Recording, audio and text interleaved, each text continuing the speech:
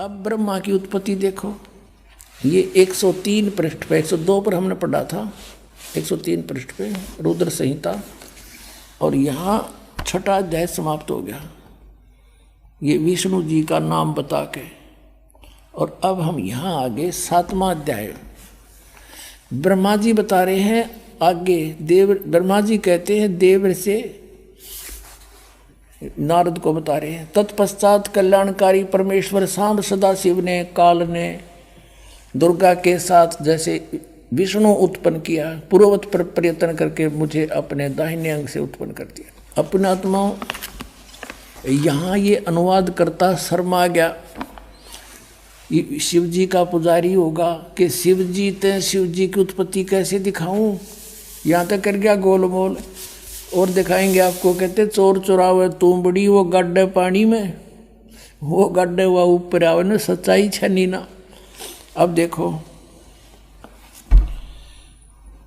यही रुद्र संहिता का, रुद्र संहिता हम पढ़ रहे हैं, और ये संक्षिप्त शिवपुराण 110 पृष्ठ पे यहाँ लिखा है कि इस प्रकार ब्रह्मा विष्णु तथा रुद्र इन 3 देवताओं में गुण हैं, परंतु शिव गुणातीत माने गए हैं। अब ब्रह्मा विष्णु रुद्र यु शंकर, ये तो हो गए 3, और इन तो चौथा यु, इन मत गुण है रजगुण ब्रह्मा सतगुण विष्णु तमगुण शिव शंकर, और यो शिव कहते गुणातीत माने गए। ये हो गए ना 4 हो गए बड़े यहाँ पर, और अच्छा कंसेप्ट क्लियर होगा, दिखाते हैं आपको। इसी शिवपुराण के 24-25 पृष्ठ पर आपको दिखाते हैं। एक समय ब्रह्मा जी और विष्णु जी का इस बात पर युद्ध हो गया। ब्रह्मा जी को भ्रम था कि मैं सृष्टि उत्पत्ति करता हूँ, विष्णु जी को भ्रम था कि मैं, मेरे नाभि कमल से ब्रह्मा की उत्पत्ति हुई है, जो मेरा पुत्र है। इससे बात पर कहा सुनी युद्ध हो गया कि मैं, तू मेरा बेटा, उन्होंने कहा मैं तेरा बेटा। उसके उस समय इस काल भगवान इनके पिता ने इनके बीच में एक शिवलिंग खड़ा कर दिया, तेजों में स्वतंभ। तो ये युद्ध छोड़ के उसके और छोड़ जानने लगे। फिर इनको वो खुद आ गया, शिव रूप में प्रकट हो गया। इसने प्रतिज्ञा कर रखी है कि मैं अपने वास्तविक रूप में कभी किसी को दर्शन नहीं दूंगा। किसी को अपने पुत्र शिव के रूप में, किसी को ब्रह्मा के रूप में, किसी को विष्णु के रूप में दर्शन दे जाता है।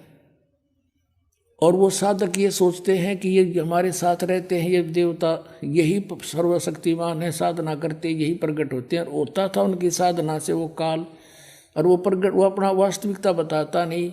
7वें अध्याय के गीता जी के 24 और 25 में कहा है कि मैं अपनी योग माया से छुपा रहता हूँ, ये मेरा अटल गठिया अनुत्तम विधान है, मैं कभी किसी के समक्ष नहीं आता।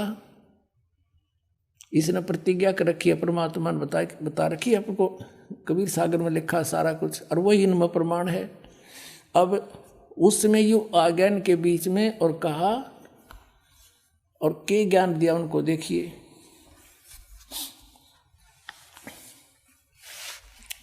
ये है विद्वेश्वर संहिता संक्षिप्त शिवपुराण पृष्ठ 24 पे। ये है वो शिवलिंग, यानी सतम तेजों में सतम ब्रह्मा और विष्णु के बीच में खड़ा कर दिया। और फिर ये देखिएगा 25 पृष्ठ पे, ब्रह्मा और विष्णु ने पूछा, प्रभु उस शिव रूप में खड़े भगवान काल से पूछा, सतकाल रूपी ब्रह्म से, कि ब्रह्मा और विष्णु ने पूछा, प्रभु सृष्टि आदि 5 कर्तव्यों के लक्षण क्या हैं, यह हम दोनों को बताइए। भगवान शिव बोले, ये भी अनुवाद करता तो शिव कहेगा था वो काल इनका पिता। मेरे कर्तव्य को समझना अत्यंत गहन है, तथापि मैं कृपा पूर्वक तुम्हें उनके विषय में बता रहा हूँ। आगे देखो, अब 26 पृष्ठ पे कंसेप्ट क्लियर हो जाता है। ये 26 पृष्ठ पे शिव पुराण का, यहाँ देखिएगा। पुत्रो, यू काल कहता है ब्रह्मा और विष्णु को, पुत्रो तुम दोनों ने तपस्या करके प्रसन्न हुए मुझ परमेश्वर से सृष्टि और सतिथि नामक 2 कृत प्राप्त किए, और ये दोनों तुम्हें बहुत प्रिय हैं। इसी प्रकार मेरी विभूति स्वरूप रुद्र और महेश्वर ने, ये ने है, मैं नहीं है, दो अन्य उत्तम करते संहार और तिरोभाव मुझसे प्राप्त किए हैं। अब ये देखो, ब्रह्मा विष्णु महेश हो गए दोनों, ब्रह्मा और विष्णु, और दो ये रुद्र और महेश्वर हो गए, और पांचवा यू बोलनिया जो इनको पुत्र कह है,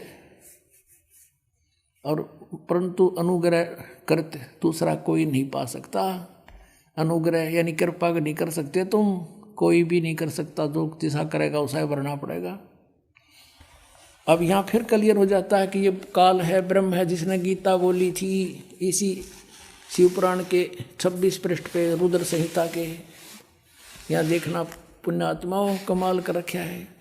ये कहता कि मैंने पूर्व काल में अपने स्वरूप भूत मंत्र का उपदेश किया है, जो ओंकार के रूप में प्रसिद्ध है। वह मंगलकारी मंत्र है।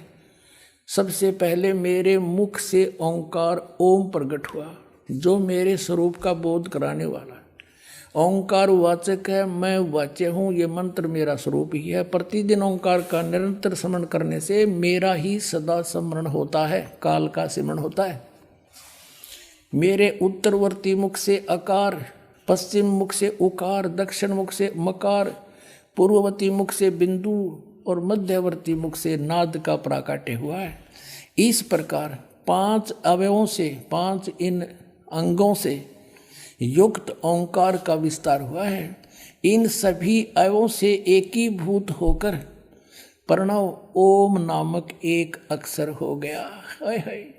गीता जी अध्याय नंबर 8 के श्लोक नंबर 13 में कहता गीता ज्ञान दाता ये काल रूपी ब्रह्म के ओम इति एकाक्षरम ब्रह्म व्यवहारण मामनुसमरण यह प्रयाति तदन देहम स याति परमाम गतिम। इससे सिद्ध है कि जो ब्रह्मा विष्णु महेश का पिता है वो गीता को बोल रहा है, और उसका ये ओम एक अक्षर है।